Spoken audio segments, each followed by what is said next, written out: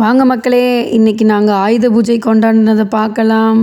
வருஷா வருஷம் ஒரு பூஜை வருது, ஏன் வருது எதுக்கு வருதுன்னு தெரிலன்னு நினைக்காதீங்க. அன்றைக்கி ஒரு நாள் தான் இருக்கிற எல்லாமே சுத்தபத்தமாக இருக்கும். பாருங்கள், ஆயுத பூஜை கொண்டாடுறவங்க கோலத்தில் என்னென்னமோ போடுறாங்க. நம்ம வீட்டில் இருக்கிறவங்க கேட்டால் இல்லத்தரசின்னு சொல்லிக்கிறோம். நமக்கு எதுங்க ஆயுதம்? எப்பயுமே இந்த வடை சட்டி, குக்கரு, ஜக்கு, டீ வைக்கிறது இதுதானங்க நம்மளோட ஆயுதம்.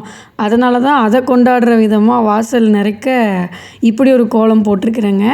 வருஷம் பூரா வேலை செய்கிற நமக்கு இன்றைக்கி ஒரு நாள் லீவான்னு எதிர்பார்த்தோம்னா கண்டிப்பாக கிடையாது.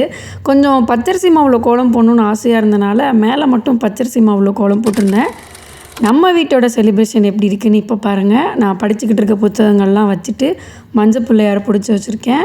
அது போக குழந்தைங்க கொடுத்த பரிசான பிள்ளையார் சிலைகளையும் வச்சுட்டு அரிசி பருப்பு எல்லாம் எப்போயுமே கிடைக்கணும்னு வேண்டிக்கிட்டு எல்லாமும் சாமி கும்பிட்டோம். எல்லா சாமியையும் புதுசாக நல்லா க்ளீன் பண்ணிவிட்டு பட்டையெல்லாம் போட்டோம். இது எங்களுடைய குலதெய்வம் அங்காளம்மன்.